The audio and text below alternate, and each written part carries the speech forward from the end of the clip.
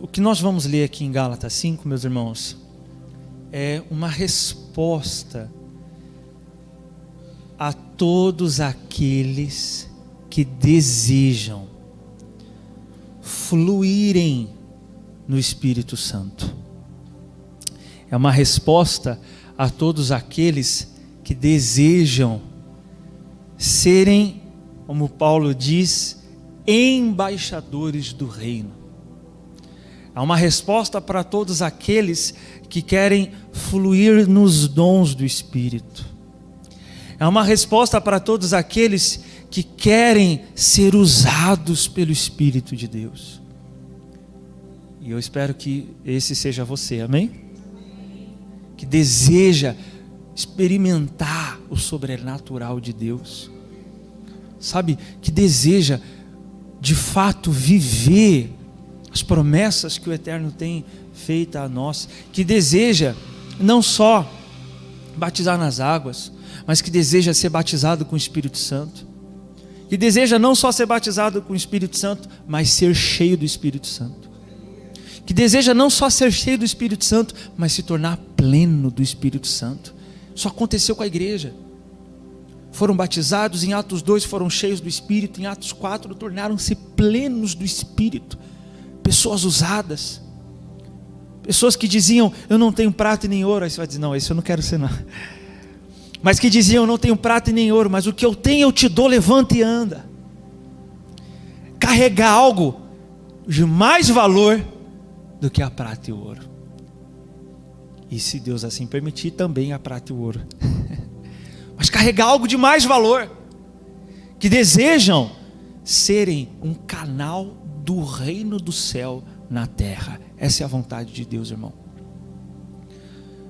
Nós somos gratos ao Senhor pelo ordinário. O ordinário é o comum, né? O trabalho, o dia a dia, as responsabilidades, as aflições também, amém, glória a Deus. Mas nós queremos o extraordinário também. Não quero viver só o ordinário, eu quero viver o extraordinário de Deus. Quero ser usado por Deus a ponto de ver Ele falando com pessoas na sua palavra através da minha vida. Você tem que ser essa pessoa, irmão. Alguém que tem discernimento de espírito, alguém que flui nos dons do Espírito. Por isso que Paulo fala que a igreja é embaixadora do reino. Embaixadora, ela está na terra, mas o reino dos céus se manifestam na terra através de nós. E assim era Yeshua. Onde ele chegava, ele dizia, o reino de Deus está próximo. Está próximo por quê? Porque ele estava ali. É onde você chegar o reino de Deus. Aonde você chegar, demônios não suportarem a unção que você carrega. Aonde você, sabe, não ser só alguém que vive assim, precisando de oração, mas alguém que é usado para orar por outras pessoas. Esse é o objetivo. O bispo tem dito isso lá em Guarulhos. A igreja, né, usando como exemplo a história do povo de Israel que saiu do Egito. Quando você é liberto de demônios, liberto de opressão espiritual, é uma representação de Israel quando saiu do Egito. Mas o Eterno diz que eles deveriam sair do Egito para subir a terra que ele havia prometido. E esse subir, aí é o desenvolvimento. Um dia você precisou que alguém orasse por você para expulsar um demônio. Agora você tem que falar, Senhor, me usa para eu orar por outras pessoas e outras pessoas serem libertas.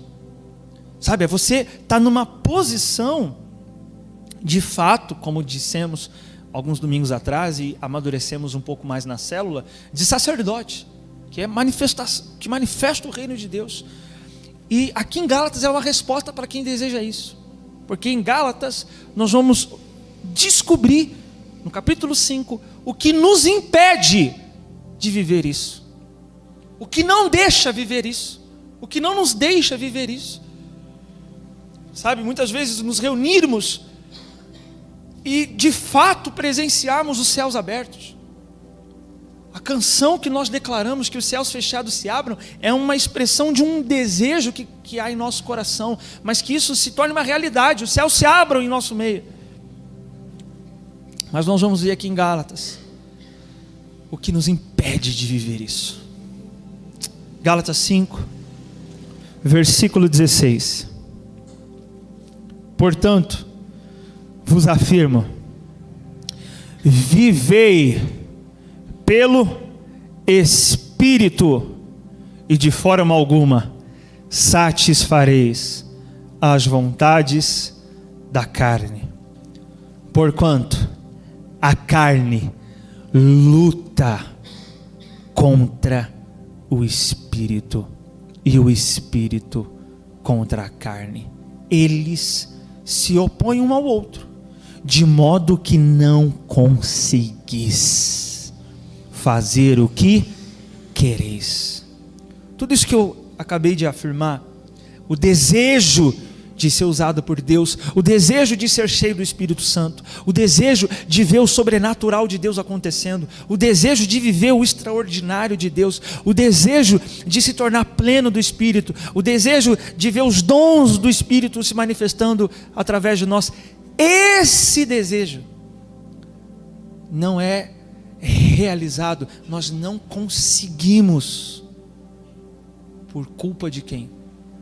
Da carne. Ele diz, a carne luta para isso não acontecer, e como ele fala, de modo que não conseguis fazer o que quereis, ou seja, de modo que aquilo que o Espírito está querendo realizar, eu não consigo experimentar devido à carne.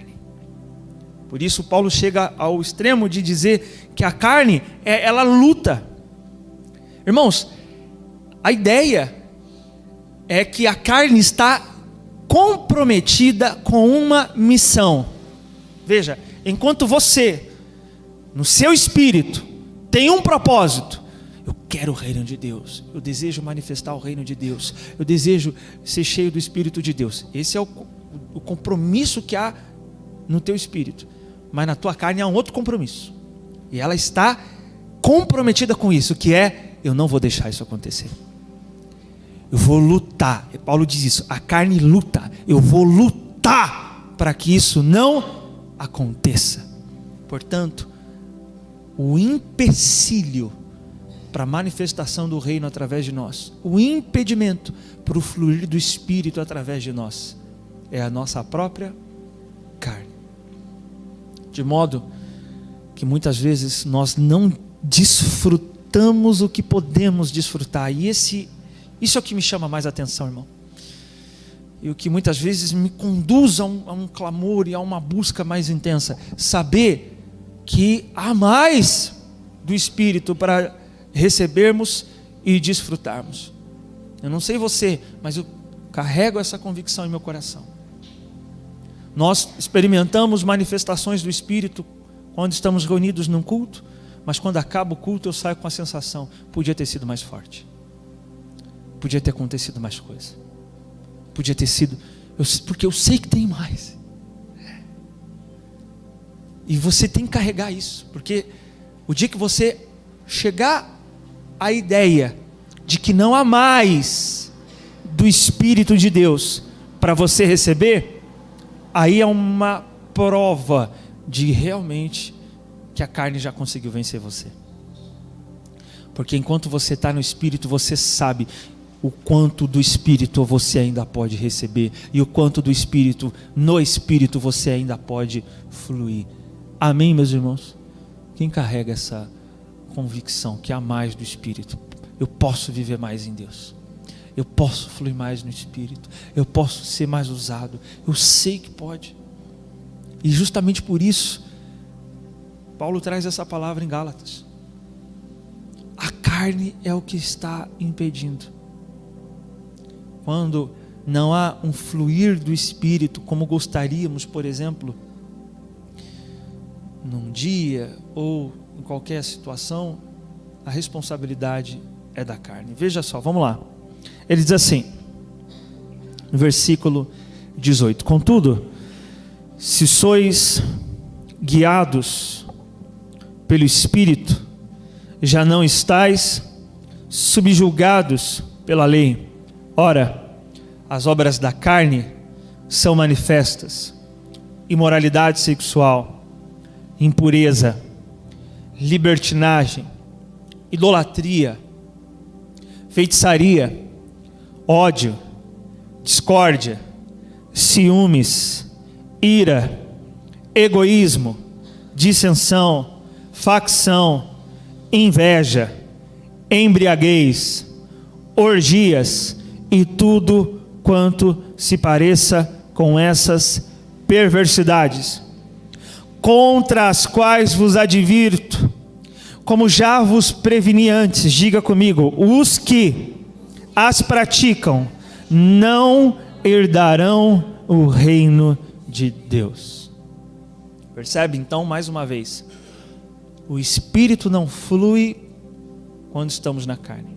O reino não se manifesta quando estamos na carne. Paulo chega ao ponto de dizer que os que tais coisas praticam não herdarão o reino de Deus. O que nos mostra justamente isso. O reino dos céus, ele não opera, ele não se manifesta enquanto estamos na carne. Aquilo que Yeshua disse: o reino de Deus, antes de vir com visível aparência, primeiro ele virá em vós.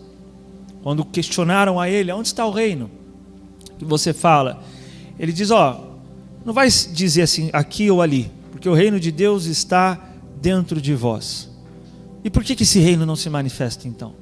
E por que eu não percebo um fluir e a manifestação dos céus na terra através da minha vida? Carne. A carne não deixa, ela se opõe ao Espírito. Romanos 7, só toma nota, porque eu vou citar apenas. Romanos 7,14 diz: é do nosso pleno conhecimento de que a lei é espiritual. Eu, entretanto, sou, diga, limitado pela carne.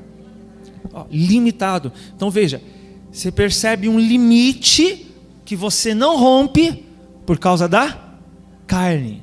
Ou seja, poxa, eu não consigo romper, não consigo fluir mais, eu não consigo avançar mais na minha vida com Deus, eu não consigo ver mais a manifestação do reino. Poxa, o que está limitando? Paulo diz: a carne é esse limite que nós precisamos romper. A carne limita, ela impõe um limite e diz: daqui você não passa. Há mais do Espírito, mas você não vai conseguir por causa da carne que está te limitando. E por isso eu afirmo, a carne ela não deixa nós acessarmos. A carne não nos deixa acessar o reino. Ela impõe um limite. Por isso Paulo reconhece: eu estou limitado pela carne. Vai lá em 1 Coríntios 3, mas deixa marcado Gálatas 5, porque a gente vai depois terminar aqui. 1 Coríntios capítulo 3.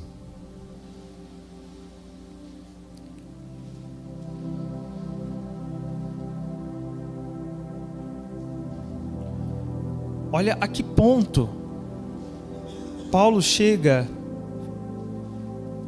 a enfatizar a limitação que a carne nos causa.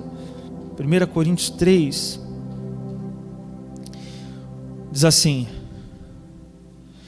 irmãos, falando à igreja de Corinto, né? Irmãos, não vos pude falar como a pessoas espirituais, mas como a pessoas carnais, como a crianças em Cristo. O que vos dei para beber foi leite e não alimento sólido, pois não podíeis recebê-lo. De novo, não pode receber, nem ainda agora podeis, porque ainda sois. Então percebe, antes da gente continuar aqui o versículo 3, não, eu quero mais de Deus, não, eu quero mais revelação do Espírito. E quando eu falo revelação do Espírito, eu estou me referindo a discernimento na palavra. Amém, meus irmãos? Sempre que você ouvir da minha boca revelação, entenda que eu estou me referindo ao discernimento das Escrituras, tá bom? Então, eu quero mais revelação do Espírito, eu quero mais manifestação do Espírito. E Paulo fala: vocês não podem receber. Vocês querem, mas vocês não podem. E por que não pode?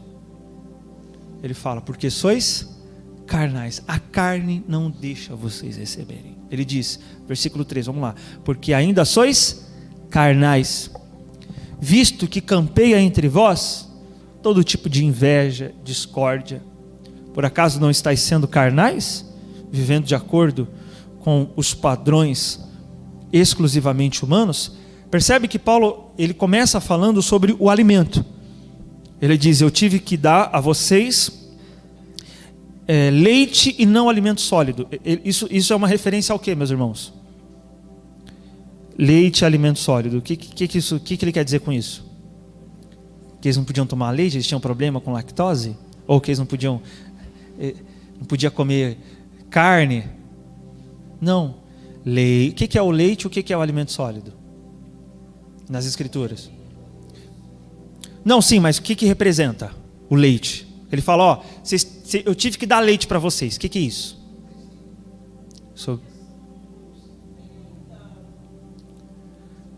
A maturidade para receber alimento sólido. Sim, mas o que é o leite e o alimento sólido?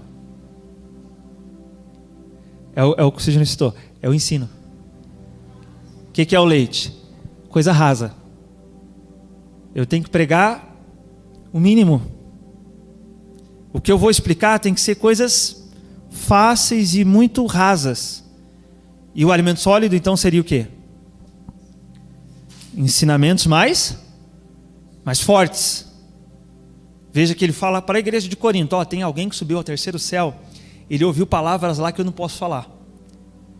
E ele disse para a igreja de Corinto, talvez porque a igreja de Corinto não podia ouvir as revelações que ele havia recebido. E revelação, repito de novo, eu me refiro a discernimento nas Escrituras. Então, o que é um pastor chegar e falar assim, eu tenho que dar leite para essa igreja? Ele está querendo dizer que ele tem que pregar o que é raso, fácil de entender. Coisa simples, o beabá.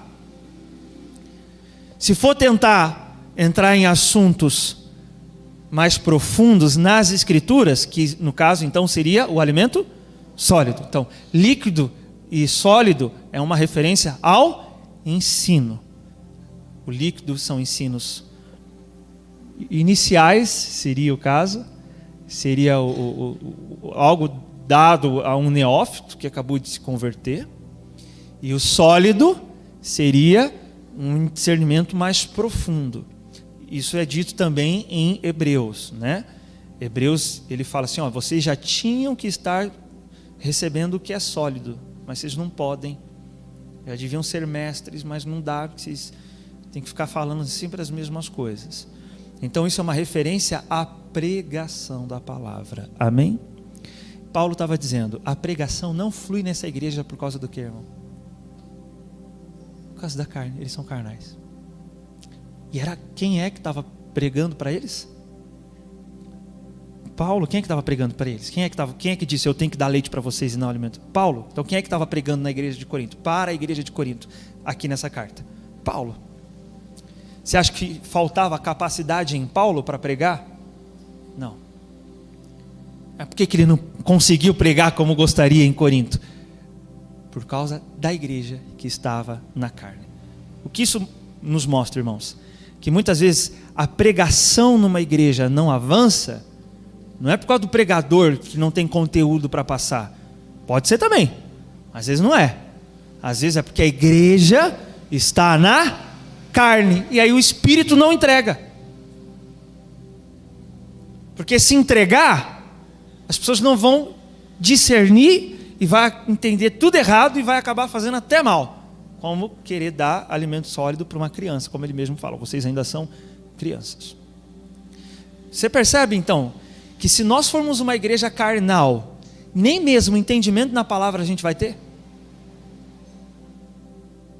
Nem mesmo revelação da palavra a gente vai receber? E não sei você, mas eu quero ter revelação na palavra.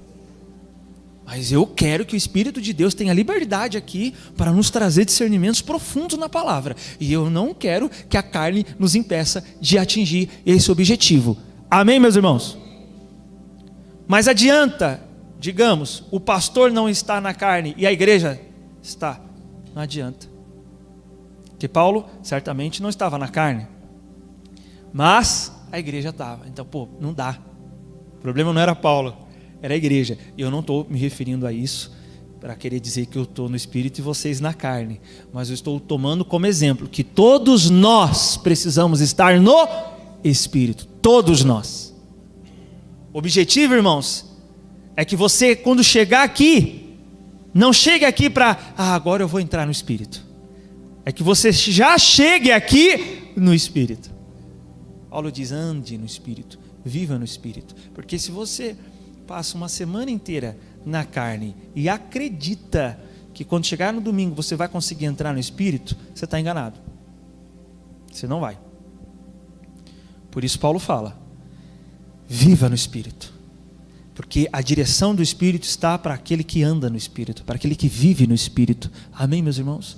Então, a revelação da palavra é dada dentro dessa condição. Qual é a condição de Deus para levar a igreja a um amadurecimento nas Escrituras? Se eles estão na carne ou se eles estão no Espírito.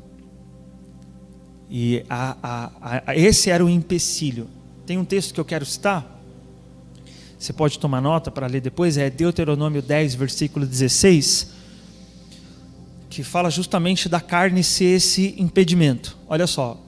Deuteronômio 10, 16 diz assim: circuncidai, pois, o vosso coração espiritual. Olha só, circuncidar o quê? Coração. A circuncisão é uma cirurgia na qual o homem passa, não vou dizer passava, porque até hoje os judeus fazem a circuncisão, onde o prepúcio, que é um pedaço da pele masculina, é tirada. Como é que vai fazer isso aonde? No coração. Quer dizer que tem que abrir aqui e tem alguma coisa aqui no coração que tem que tirar? Sim, mas não é literalmente falando. Porque ele diz assim: circuncidai, pois, o vosso coração espiritual. Deuteronômio 10, 16. Retirando, olha só, retirando toda a obstrução carnal. Olha só, a carne então, ela obstrui. Obstruir é fechar, é impedir que algo passe ali. Como um coração, por exemplo, que as suas veias estão entupidas com gordura e o sangue não consegue passar. O nosso coração espiritual pode estar entupido com a carne. E essa carne da qual Paulo fala, nós já vamos aprofundar um pouco mais nisso daqui a pouco, é o que impede esse fluir do Espírito. Ele fala que a carne é uma obstrução. Então, se muitas vezes o Espírito não flui no nosso meio, talvez não foi por uma falta de um pregador melhor, de uma banda melhor, de uma igreja melhor, foi por falta de estarmos no Espírito. Porque se a igreja estiver no Espírito, irmão, não precisa ter microfone, não precisa ter caixa de som, não precisa ter artifícios para provocar alguma reação em você. O Espírito de Deus vai se manifestar naturalmente, vai fluir, porque já estamos no Espírito. Esse é o nosso objetivo, e eu quero atingir esse objetivo juntos, amém, meus irmãos? Paulo, ele estava trazendo isso à igreja de Corinto. Ele disse, quando ele afirma, olha, eu não posso avançar com vocês, ele está dizendo o seguinte: não adianta só eu estar no Espírito, o meu objetivo é que nós como igreja estejamos no Espírito, para que todas as vezes que nos reunirmos o Espírito de Deus tenha liberdade para manifestar-se no nosso meio. Mas para isso tem que remover a obstrução da carne, tem que tirar o que não está deixando isso acontecer. Isso aconteceu, como exemplo, em Atos 7, diz sobre Estevão, que ele estava cheio do Espírito Santo. Irmãos, é algo tão poderoso que aconteceu enquanto Estevão pregava, que Atos 7 diz que as pessoas olharam para ele e viram a face dele como um anjo. Capítulo 6 e capítulo 7 de Atos descreve isso. Tinham a impressão de que era um anjo. Tamanha a manifestação do Espírito que estava operando através de Estevão. Diz que ele viu os céus abertos. E o Filho de Deus, ele viu. Ele pregou com autoridade, ele pregou com poder, ele pregou no Espírito. Mas você acha que essa palavra de Estevão teve efeito nas pessoas que ouviram? Não teve. Porque diferente dele que estava no Espírito, as pessoas estavam na carne. Atos 7 diz que Estevão começa a pregar e as pessoas começam a arrilhar os dentes de raiva do que ele falava. Mas quem é que estava arrilhando os dentes ali? Naquelas pessoas. Quem é que estava se manifestando ali? A carne estava querendo partir para cima de Estevão. E de fato aconteceu, tacaram pedra nele. Irmão, isso é uma forma dramática e literal, porque aconteceu, para mostrar o quanto a carne se opõe ao Espírito, a ponto de pessoas carnais desejarem apedrejar um homem que estava pregando no poder do Espírito. Não eram as pessoas apenas que agiram ali. E alguém poderia dizer, foi demônio, pastor. As pessoas estavam endemoniadas. Sim, nós vamos observar que o demônio atua onde a sua carne é mais forte. Mas eles estavam na carne. Porque quem é que se opõe ao Espírito? A carne. E olha o que Estevão vai dizer a essas pessoas. Eu só vou citar também Atos 7:51. Ele diz assim: homens, para esses indivíduos que ele estava pregando ali no poder do Espírito e não estava entrando a palavra. Ele diz: homens duros de entendimento, incircuncisos de coração. E o que é alguém incircunciso de coração? É o que a gente acabou de ler em Deuteronômio. No coração tem uma obstrução carnal. A carne está impedindo o Espírito acessar aquele coração. Ele diz: é a carne que não está deixando vocês me ouvirem. É a carne que não está deixando vocês entenderem o que eu estou falando. Vocês são incircuncisos no coração. A carne de vocês está impedindo vocês de desfrutarem do que o Espírito está fazendo. Aí ele continua dizendo assim, ó: vós sempre resistis ao Espírito Santo. Uma pessoa na carne faz o quê? Resiste ao Espírito Santo. A sua carne resiste ao Espírito Santo. Ela não quer. Ela não deixa. Ela luta para isso não acontecer. A ponto de chegar num nível desse, como eu descrevi para você agora de Atos, capítulo 6 e 7. As pessoas, irmãos, essas pessoas mataram Estevão. De forma dramática, isso mostra que a carne quer fazer o que com o teu espírito? Quer matar. Qual é a solução? Matar ela primeiro, amém? Matar ela primeiro. Nós vamos observar em Judas que Satanás age aonde a tua carne é mais forte. Os evangelhos vão descrever que Satanás entrou em Judas. Mas sabe onde Satanás conseguiu entrar nele? Não, onde a carne dele era mais forte. Eu não vou dizer mais fraca, porque a carne é fraca para as coisas do Espírito. Para manifestação das coisas de Deus, a carne não tem força nenhuma. Jesus disse isso: a carne é fraca, mas o Espírito é forte. O Espírito é forte para as coisas do Espírito, e a carne é fraca para as coisas do Espírito. Mas para as coisas do mundo, a carne é fraca? Não, ela tem o quê? Tem força. Irmãos, muitas vezes nós nos cansamos para vir num culto de 2, 3 horas. E agora, pessoas como já eu fiz enquanto vivia na carne, não tinha dificuldade nenhuma de ficar a madrugada inteira na zoeira. Eu me lembro de situações que as luzes já tinham se acendido, as pessoas estavam indo embora e eu ainda estava com força para continuar ali. Quer dizer, para as coisas do mundo, a carne é o quê? É forte. Ah, vai ter um baile lá não sei na onde. Bora! Ah, mas é longe, vamos. A carne é o quê? Forte para essas coisas. Ah, não tem dinheiro para ir, vamos sem dinheiro, vamos andando. Eu andava, você não tinha ideia do quanto eu andava. E aí quando eu passei aí para a igreja, uma vez o pastor falou assim, aí eu andava bastante também para chegar na igreja, era longe. Uma vez o pastor falou assim, a gente tinha ido no futebol depois do culto, aí voltamos de madrugada, e aí ele falou assim, você não quer que eu te leve na sua casa? Eu falei assim, pastor, eu andava isso aqui tudo de madrugada para ir nos baile funk, eu não vou ter medo agora de andar, menos ainda para ir para casa na presença de Deus. Mas muitas vezes com o tempo isso acaba diminuindo, né? Aí, longe, não vou. Demora muito aquele culto. Não vou não. Mas para outras coisas, a carne é forte. Você entendeu ou não? Vai lá em João 12. Satanás age onde a carne é mais forte.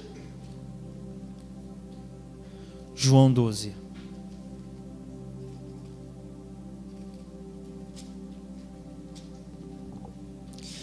E aí sempre que eu penso nisso, meus irmãos, eu pego muitas vezes para estudar a Bíblia e sinceramente, eu estou lá estudando, que nem aconteceu ontem. Eu estava estudando, dormi assim, em cima da Bíblia. Mas vai dizer se eu dormia quando estava lá na zoeira. Quer dizer, para as coisas de Deus, a carne é fraca. Você vai ficar acordada, sua miserável. Vai tomar café. Faz um café aí.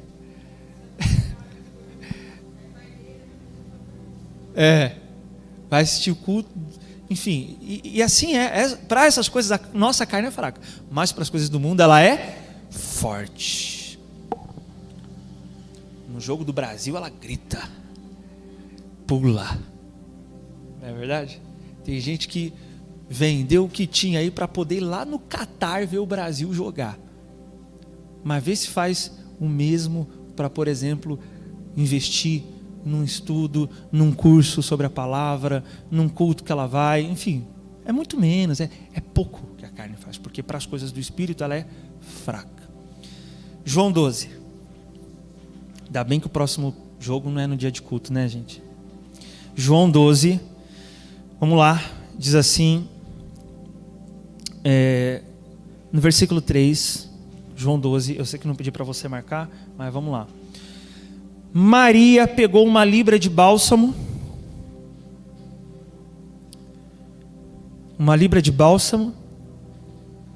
de nardo puro, um óleo perfumado muito caro, ungiu os pés de Jesus e os enxugou com seus cabelos.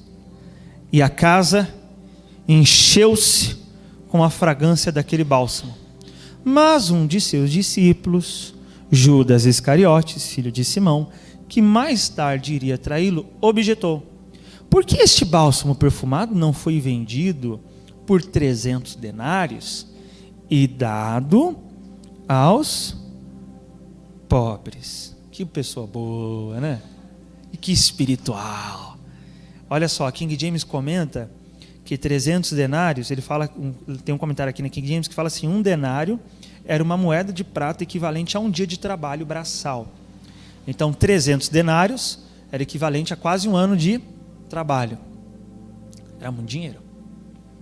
Pega aí tudo que você iria ganhar num ano, que é o trabalho, né, que você realiza, foi o que ela derramou aos pés de Jesus. Equivale ao que ela derramou aos pés de Jesus. Na hora, Judas grita: para que isso aí? Isso aí é um desperdício. Mas será que era o Espírito falando ou a carne? A carne. Olha lá no versículo 6. Ele não disse isso por se importar com os pobres, mas porque era ladrão, sendo responsável pela bolsa de dinheiro, frequentemente tirava o que nela era depositado. Então os apóstolos andavam com uma bolsinha, um alforje, né? E aí, nas viagens que eles iam, tinha pessoas que investiam, tô aqui essa oferta, ajuda, vai lá. E aí quem administrava? Judas. Por administrar, ele podia tirar para as despesas do ministério. Mas aqui, João está sugerindo que ele tirava para roubar, ou seja, sem o consentimento de Jesus e dos outros, na escondida.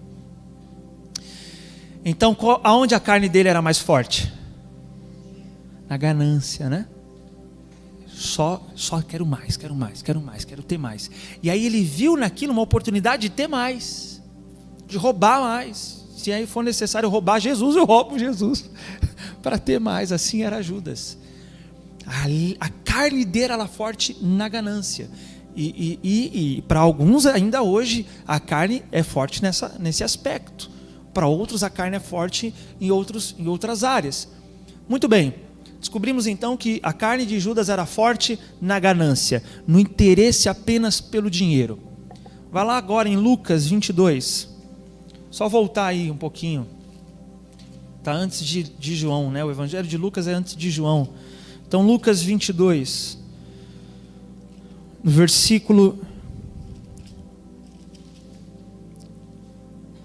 versículo 3. Só volta aí algumas folhas, você vai achar. Lucas 22, no versículo 3. Então, Satanás entrou em Judas, chamado Iscariotes, que fora um dos 12 discípulos. E Judas dirigiu-se aos chefes dos sacerdotes e aos oficiais da guarda do templo e negociou com eles como lhes poderia entregar Jesus. E a proposta muito os satisfez. E acordaram em lhe dar o quê? Então, aonde Satanás agiu em Judas? Aonde a carne dele era mais forte. É dinheiro que você quer? É aí que eu vou entrar. Ele entrou em Judas e agiu onde a carne dele era mais forte. Então, veja que na carne, nós acabamos por dar lugar a quem? A Satanás. Como Paulo fala em Efésios 4, não deis lugar ao diabo. E nós damos lugar na carne, quando a carne prevalece. Pastor, qual a solução então para a carne? Bom, primeiro nós precisamos discernir quando damos lugar a ela. Amém, meus irmãos? Nós vamos aprofundar um pouco mais isso nas próximas semanas, mas a princípio eu queria falar de 3 sinais da carne. Primeiro, citando novamente o texto que a gente leu em Coríntios, não precisa voltar lá, eu só vou citá-lo. Lá em Coríntios nós lemos Paulo falando à igreja dizendo o seguinte: vocês ainda sois carnais, visto que campeia entre vós todo tipo de inveja e discórdia.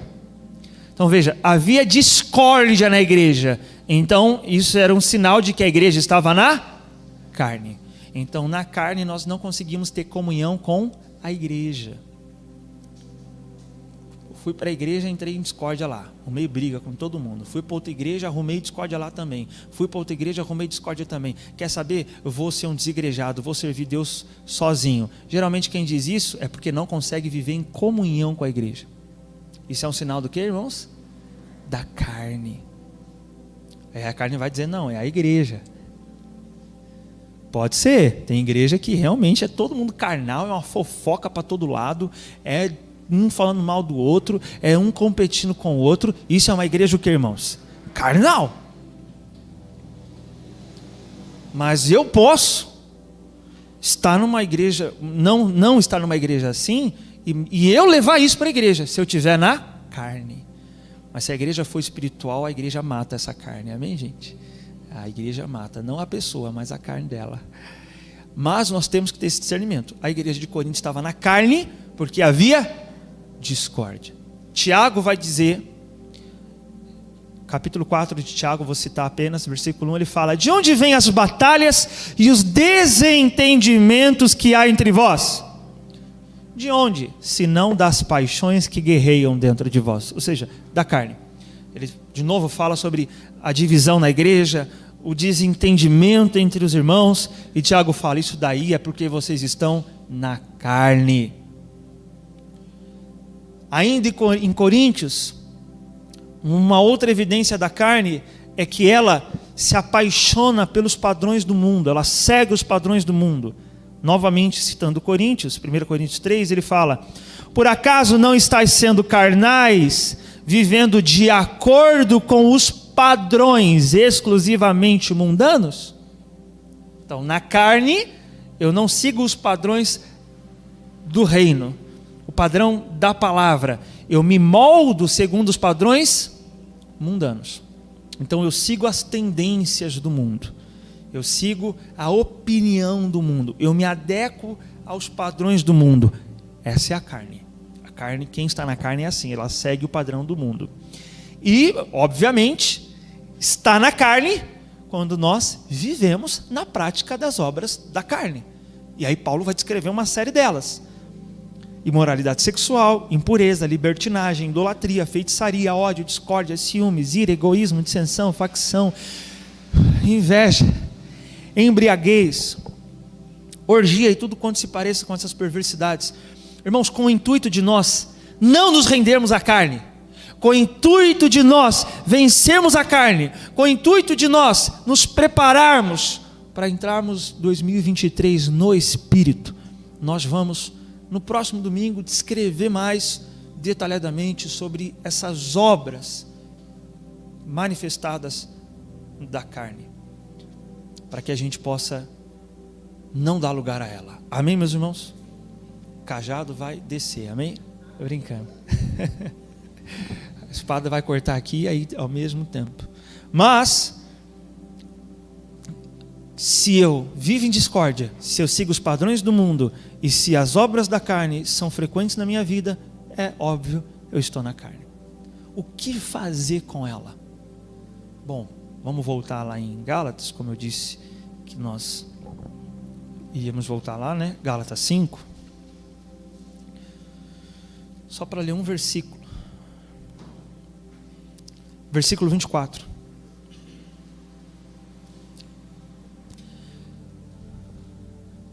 Os que pertencem a Cristo Jesus fizeram o quê?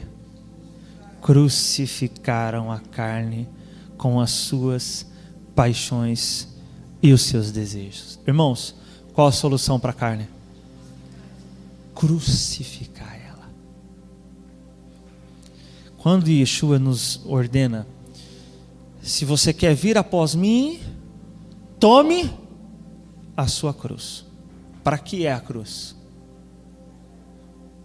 Pôr a carne nela, crucificar a carne. Então, irmãos, carregar a cruz não é carregar um problema, porque eu tenho que sofrer. Essa ideia de que, eu tenho que sofrer, porque para merecer as bênçãos do reino eu tenho que sofrer. Não, cruz não é sofrimento. A cruz é para você crucificar a sua carne. Carregar a cruz é carregar a carne crucificada. Porque eu posso sofrer e atribuir minha cruz a um sofrimento e estou vivendo na carne. Eu não estou carregando minha cruz. Estou carregando minha cruz porque eu estou sofrendo. Não. Você crucificou a tua carne? Isso aí está o quê? Carregando a cruz. É ter crucificado a carne. Vamos ler Romanos 6. Lá em Romanos 6. Na verdade, vamos no 12 primeiro, e aí nós vamos depois para o 6. Olha o que Paulo fala aqui, Romanos 12. Ele diz no primeiro versículo: portanto, caros irmãos, rogo-vos, pelas misericórdias de Deus, que apresenteis o vosso corpo como um sacrifício vivo, santo e agradável a Deus, que é o vosso culto lógico, espiritual, racional, enfim. Paulo diz então que o que nós devemos apresentar como sacrifício? Nosso corpo. Presta atenção, irmãos. E ele diz que esse é o nosso culto. E por que ele relaciona culto com sacrifício? Porque o culto que ele está tomando como exemplo não é o culto que nós estamos acostumados, como fica de pé, põe a mão no coração, vamos cantar. Não, o culto do qual ele se refere era o culto que envolvia sacrifício, e esse culto era aquele feito no templo, amém? Como que era o culto no templo? Sacrifício. A pessoa ia para o templo, ou de manhã, ou à tarde, ou à noite. Há quem ia os 3 horários, de manhã, à tarde e à noite, porque nesses horários estariam sendo feitos no templo sacrifícios. Então alguém que desejasse prestar culto ao Eterno, o sacrifício não era somente para expiar pecado. Haviam 5 tipos de sacrifício e apenas 2 deles era para expiação de pecado. Outros 3 era como uma prestação de culto ao Eterno. Por exemplo, Abel, ele apresenta um animal como sacrifício ao Eterno. E isso não foi para expiar o pecado dele, foi para prestar culto. E o desejo de aproximar-se do Eterno foi externalizado naquele sacrifício realizado por ele. Então isso era feito no templo. Alguém ia para o templo em Jerusalém, levava o animal. O sacerdote então fazia o que com o animal? Matava. Dependendo do sacrifício, o animal era cortado. Algumas partes eram separadas para o sacerdote, mas o restante, o animal em si e algumas outras partes dele, eram levados para um altar que tinha fora do templo. Nesse altar, não era esse altar, não era isso aqui, não é altar como era no templo em Jerusalém. O altar no templo em Jerusalém, sabe o que era? Uma baita de uma churrasqueira, praticamente. Era um quadrado alto, com uma grelha em cima, e tinha lenha lá embaixo, e ela tinha que estar acesa. O que era feito com a carne? Queimada. Paulo então toma isso como exemplo. Agora, o que tem que ser morto e queimado? Vossa carne. Apresenteis agora o que? O vosso corpo como sacrifício. Por isso, quando o seu corpo não quer, por exemplo, fisicamente falando, orar, mas você se põe numa posição, porque no teu espírito você quer, mas o teu corpo não quer, mas você ora, é como se você estivesse apresentando o quê? Um sacrifício. Você está queimando ali a carne, né? Você está apresentando o sacrifício ao Eterno. Quando você, mesmo cansado, se esforça para, por exemplo, estar no culto. Então, aqui no culto, nós estamos apresentando ao Senhor o nosso corpo também como sacrifício. Porque você não está aqui só com a tua mente, você está aqui com o seu corpo teve que vir aqui. Talvez não queria, o teu corpo talvez não queria, mas você insistiu em chegar aqui. Então, o que você fez com o seu corpo? Você está apresentando ele como um sacrifício. E isso é uma resposta, inclusive, aos que estão acostumados apenas a assistir culto online. Ah, não, vou prestar culto de casa mesmo, não vou para a igreja e tal. Quando não é possível estar na igreja, tudo bem. Agora, quando isso é usado como motivo para não querer se esforçar para estar no culto presencialmente, é eu me recusar de apresentar o que como sacrifício ao Senhor? O meu corpo. Ah, não, pastor, Deus quer o meu coração. Não é isso que a Bíblia fala. Ele quer o teu coração, com certeza todo o teu coração, mas Ele quer que você apresente o que como sacrifício? Teu corpo. Senão vai ser como eu disse domingo, né? Ou na quinta, né? Vou ficar, ó Deus, toma meu coração, aí coraçãozinho para o Senhor. Não faço nada, não me esforço, não me dedico. Não, Deus quer o teu coração, mas Ele quer você por inteiro. Amarás o Senhor teu Deus de todo o coração, com toda a sua alma e com todas as tuas forças. É físico o nosso culto também. E Paulo então usa isso como exemplo. O nosso corpo agora se torna esse animal que tem que ser apresentado como sacrifício. Eu vou ler um comentário rabínico sobre esse modelo de culto que era feito no templo em Jerusalém e que agora somos nós o sacrifício. Ele diz o seguinte: nossos corpos são os nossos templos. Nossas almas são as janelas do templo. Nossas mentes são os nossos sacerdotes. Nossos instintos animais são os nossos sacrifícios. Não podemos oferecer sacrifícios vivos 3 vezes ao dia, mas podemos orar 3 vezes ao dia. Não podemos comparecer no templo em Jerusalém 3 vezes ao dia, mas podemos entrar em nossas almas, que é o lugar secreto, 3 vezes ao dia.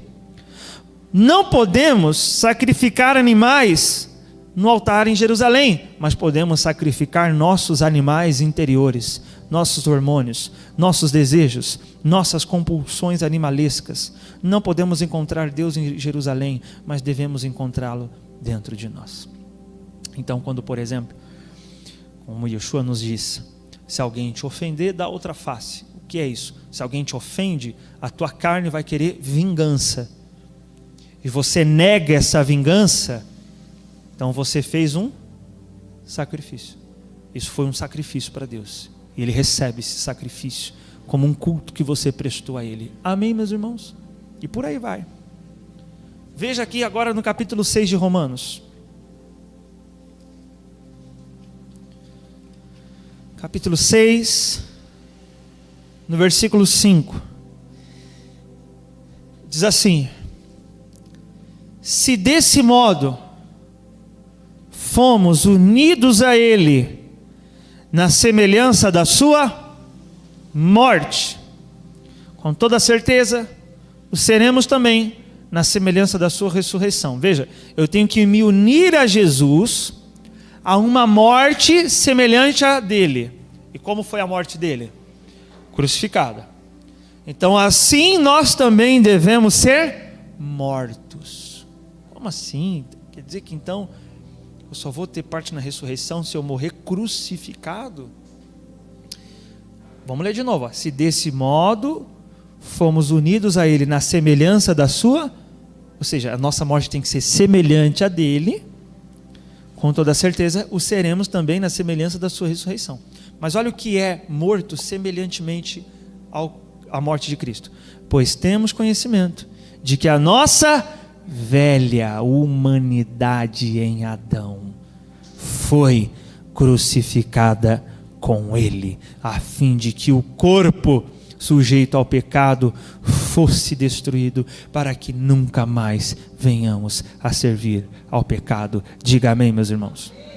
Como que eu me uno a Cristo na semelhança da sua morte? A morte dele foi por crucificação. Então assim também deve ser morta o quê? A velha humanidade em Adão, a carne. Quando Yeshua estava, e essa é uma das razões do porquê ele veio em carne. Hebreus diz que ele foi tentado em todas as coisas, amém, meus irmãos? E ele foi tentado justamente porque ele estava em carne. Na carne, Satanás se aproximou e disse, enquanto Jesus estava na carne, Satanás se aproximou e disse: transforma a pedra em pão. Lança-te daqui, Deus dará ordem aos teus anjos. Veja aí, toda a glória deste mundo te darei se você prostrado me adorar. Satanás estava tentando Jesus no que, irmão? Na carne. Porque quem é que estava precisando de fome? Ou precisando de pão na hora? A carne dele. Quem deseja as glórias deste mundo? A carne. Então Satanás estava tentando Jesus na sua carne. Ele, no Getsemane, ele queria desistir. E o que é que estava querendo desistir? A carne. Mas ele leva essa carne para onde?